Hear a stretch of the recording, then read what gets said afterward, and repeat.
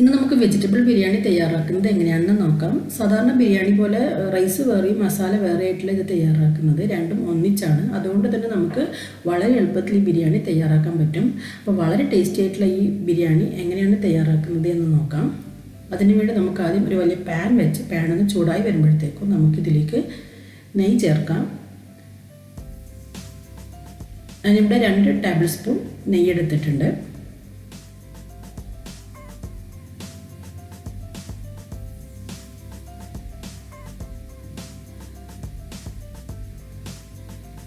ഇതിലേക്ക് കുറച്ച് ഓയിൽ കൂടി ചേർത്ത് കൊടുക്കാം.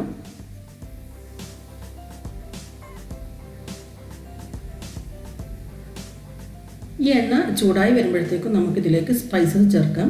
ഞാനിവിടെ ഒരു ചെറിയ കഷ്ണം പട്ട, ഒരു ബേ ലീഫ്, 2 ഏലക്ക, 3 ഗ്രാമ്പു ഇത്രയാണ് ചേർത്തത്. ഇനി നമുക്കിതിലേക്ക് നീളത്തിൽ അരിഞ്ഞു വെച്ച ഒരു സവാള കൂടി ചേർക്കാം.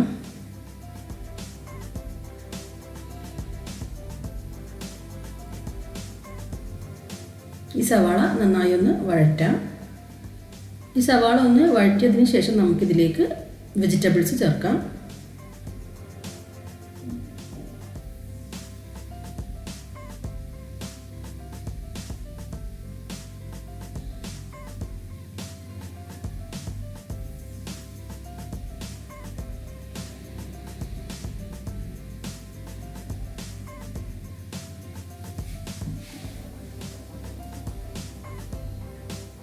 ഞാനിവിടെ ഒരു മീഡിയം സൈസ് ക്യാരറ്റ് ചെറുതായി അരിഞ്ഞെടുത്തിട്ടുണ്ട്.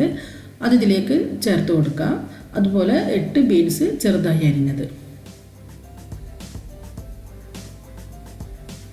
4 പച്ചമുളക് നീളത്തിൽ അരിഞ്ഞത്, ഇവ ചേർത്ത് ഒന്ന് വഴറ്റിയെടുക്കാം. നമ്മൾ വെജിറ്റബിൾസ് ചേർക്കുന്ന സമയത്ത് ഇടയ്ക്കിടയ്ക്കൊന്ന് വഴറ്റി കൊടുക്കണം.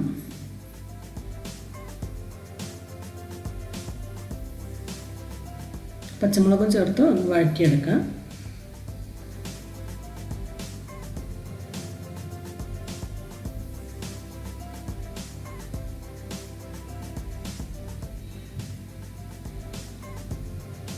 ഇനി ഇതിലേക്ക് ഒരു ചെറിയ ഉരുളക്കിഴങ്ങ് ചെറിയ കഷ്ണങ്ങളാക്കിയത്,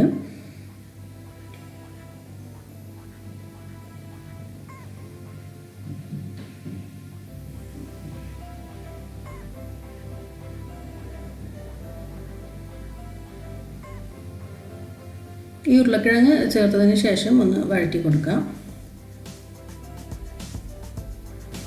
ഇനി നമുക്കിതിലേക്ക് ഗ്രീൻ പീസ് ചേർക്കാം. നല്ല ഫ്രഷ് ഗ്രീൻ പീസ് ഉണ്ടെങ്കിൽ ഫ്രഷ് ഗ്രീൻ പീസ് ചേർക്കാം. അല്ലാന്നുണ്ടെങ്കിൽ നമ്മൾ ഗ്രീൻ പീസിനെ ഒന്ന് വെള്ളത്തിൽ കുതിർത്ത് വെച്ച് ചേർത്താൽ മതി. ഞാനിവിടെ 1 പിടി ഗ്രീൻ പീസാണ് ചേർത്തിട്ടുള്ളത്.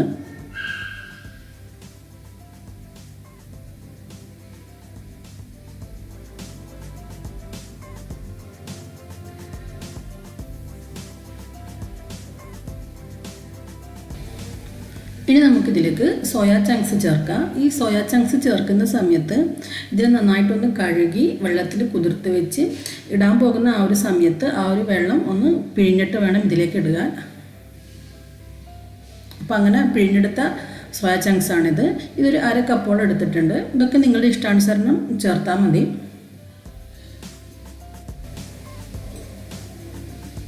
ഇതും ഒന്ന് നന്നായിട്ട് വഴറ്റിയെടുക്കാം. നമ്മൾ വെജിറ്റബിൾസ് ഇങ്ങനെ വഴറ്റുന്ന സമയം തന്നെ ഈ വെജിറ്റബിൾസ് നന്നായിട്ട് വെന്ത് വരും. ഒരു ലോ ഫ്ലെയിമിൽ വെച്ചിട്ട് ഇങ്ങനെ വഴറ്റിയെടുത്താൽ മതി. ഇനി നമുക്കിതിലേക്ക് ആവശ്യത്തിന് ഉപ്പ് ചേർക്കാം.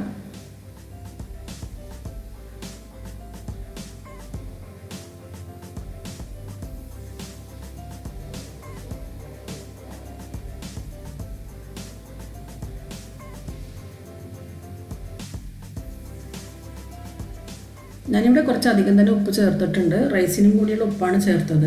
ഇപ്പോൾ നിങ്ങൾ ഉപ്പ് നോക്കിയിട്ട് വേണമെങ്കിൽ കുറച്ച് ചേർത്തിട്ട് റൈസ് ഉണ്ടാക്കുന്ന സമയത്ത് വീണ്ടും ഉപ്പ് വേണമെങ്കിൽ ചേർത്താൽ മതി.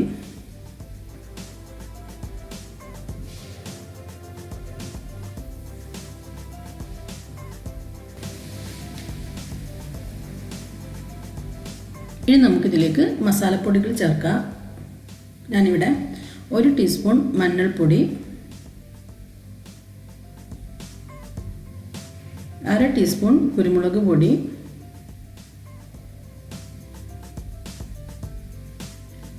1 ടീസ്പൂൺ ഗരം മസാല, 1 ടീസ്പൂൺ ബിരിയാണി മസാല. ഈ ബിരിയാണി മസാല നമുക്ക് പാക്കറ്റിൽ വാങ്ങിക്കാൻ കിട്ടും. ബിരിയാണി മസാല ഇല്ലെങ്കിൽ പ്രശ്നമൊന്നുമില്ല, ഗരം മസാല മാത്രം ചേർത്താൽ മതി. പക്ഷേ ഈ ബിരിയാണി മസാല ചേർത്താൽ നമ്മുടെ റൈസിന് നല്ല ടേസ്റ്റ് ആയിരിക്കും. ഈ മസാലപ്പൊടികളെല്ലാം ചേർത്തിട്ട് വീണ്ടും നന്നായിട്ടൊന്ന് വഴറ്റിയെടുക്കാം.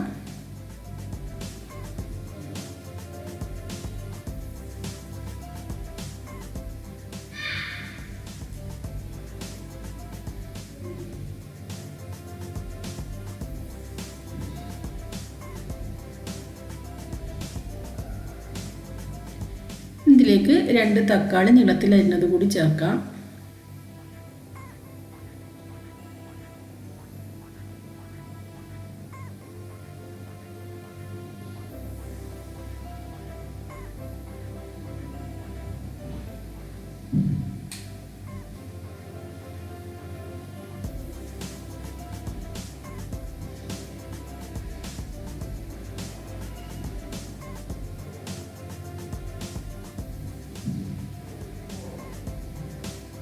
തക്കാളി ഒന്ന് വഴറ്റിയതിന് ശേഷം നമുക്കിതിലേക്ക് തൈര് ചേർക്കാം. ഞാനിവിടെ 2 ടേബിൾ സ്പൂൺ തൈരാണ് എടുത്തിട്ടുള്ളത്.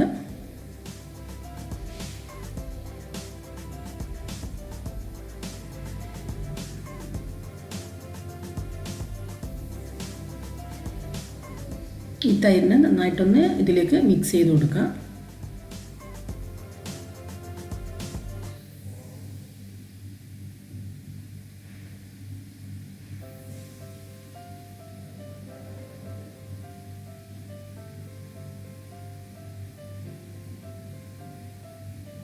ഞാൻ ഈ മസാലയിലേക്ക് ഒട്ടും തന്നെ വെള്ളം ചേർത്തിട്ടില്ല. ഇതിൽ നിന്ന് തന്നെ ഈ ഒരു വെജിറ്റബിൾസ് എല്ലാം നന്നായിട്ട് വെന്ത് വരും. ഇപ്പോൾ ഒരു പകുതിയോളം വെന്ത് വന്നിട്ടുണ്ട്. ഇനി നമുക്കിതിലേക്ക് അരി കഴുകി ഇട്ട് കൊടുക്കാം. ഞാനിവിടെ 2 കപ്പ് ബസ്മതി റൈസാണ് എടുത്തിട്ടുള്ളത്. ഇതിപ്പോൾ നമ്മൾ മസാല ഉണ്ടാക്കാൻ തുടങ്ങുന്ന സമയത്ത് കഴുകി വൃത്തിയാക്കി ഇതിനെ വെള്ളത്തിലൊന്ന് കുതിർത്ത് വെച്ചാൽ മതി. അങ്ങനെ കുതിർത്ത് വെച്ച അരിയാണിത്. ഈ അരിയൊന്ന് നന്നായിട്ട് ഡ്രെയിൻ ചെയ്തതിന് ശേഷം നമുക്കിതിലേക്ക് ഇട്ട് കൊടുക്കാം.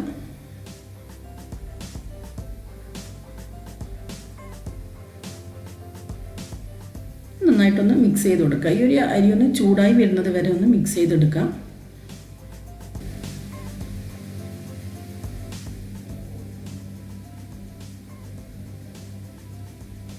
ഇനി നമുക്കിതിലേക്ക് കുറച്ച് മല്ലിയില കൂടി ചേർത്ത് കൊടുക്കാം. ഈ മല്ലിയിലയുടെ കൂടെ പുതിനയില വേണമെങ്കിൽ ചേർക്കാം. ഞാനിവിടെ ചേർക്കുന്നില്ല. ആ ഒരു ഫ്ലേവർ നിങ്ങൾക്ക് ഇഷ്ടമാണെന്നുണ്ടെങ്കിൽ കുറച്ച് പുതിനയില കൂടി ചേർത്ത് കൊടുക്കാം.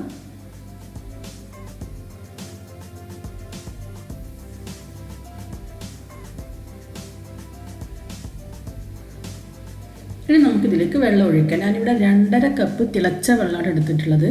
അതായത് 2 കപ്പ് അരിക്ക് 2.5 കപ്പ് വെള്ളം. 1 കപ്പ് അരിക്ക് 1.25 കപ്പ് വെള്ളമാണ് ഞാൻ എടുത്തിട്ടുള്ളത്. ഈ വെള്ളം ഒഴിച്ചതിന് ശേഷം ആവശ്യമെങ്കിൽ ഉപ്പ് ചേർത്ത് കൊടുക്കാം. ഞാനിവിടെ ഉപ്പ് നേരത്തെ കുറച്ച് കൂടുതൽ ഇട്ടത് കൊണ്ട് ഉപ്പിൻ്റെ ആവശ്യമില്ല. അതുകൊണ്ട് തന്നെ ഉപ്പ് ചേർക്കുന്നില്ല. നിങ്ങൾ നോക്കിയിട്ട് ഉപ്പ് വേണമെന്നുണ്ടെങ്കിൽ ഇട്ട് കൊടുക്കാം. നല്ലവണ്ണം ഒന്ന് മിക്സ് ചെയ്തതിന് ശേഷം അടച്ച് വെച്ച് നമുക്കിതിനെ മീഡിയം ഫ്ലെയിമിൽ വേവിച്ചെടുക്കാം.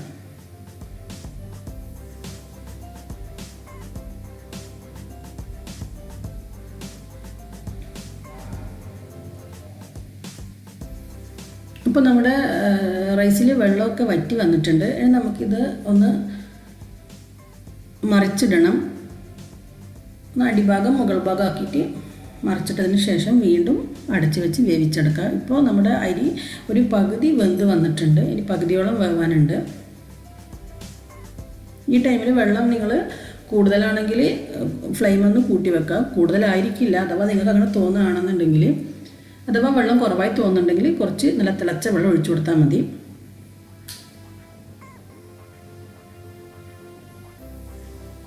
അപ്പോൾ നമ്മുടെ ചോറ് ഇവിടെ വെന്ത് വന്നിട്ടുണ്ട്. നല്ല കറക്റ്റ് വേവാണ്, കറക്റ്റ് വെള്ളമാണ് എനിക്ക്.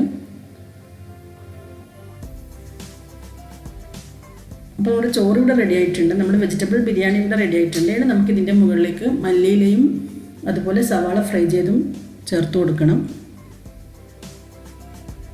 അപ്പോൾ അതിന് വേണ്ടി ഒരു ചട്ടി വെച്ച് അതിലേക്ക് കുറച്ച് എണ്ണ ഒഴിച്ച് എണ്ണ ചൂടായി വരുമ്പോഴത്തേക്കും ഒരു പകുതി സവാള ഇട്ടൊന്ന് ഫ്രൈ ചെയ്തെടുക്കാം.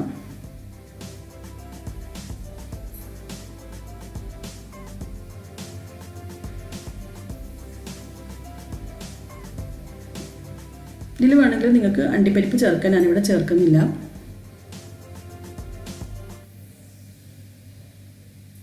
ഈ സവാള നമുക്ക് ചോറിൻ്റെ മുകളിലേക്ക് ഇട്ട് കൊടുക്കുക. അതുപോലെ കുറച്ച് മല്ലിയില കൂടി ചേർത്ത് കൊടുക്കുക. അതുപോലെ പുതിനയില വേണമെങ്കിൽ പുതിനയിലയും ചേർത്ത് കൊടുക്കുക. അപ്പോൾ നമ്മുടെ വെജിറ്റബിൾ ബിരിയാണി ഇവിടെ റെഡി ആയിട്ടുണ്ട്. നിങ്ങളെല്ലാവരും ട്രൈ ചെയ്ത് നോക്കുക. തീർച്ചയായും ഇഷ്ടമാവും. ഇഷ്ടമായെങ്കിൽ ലൈക്ക് ചെയ്യുക, ഷെയർ ചെയ്യുക. സബ്സ്ക്രൈബ് ചെയ്തിട്ടില്ലെങ്കിൽ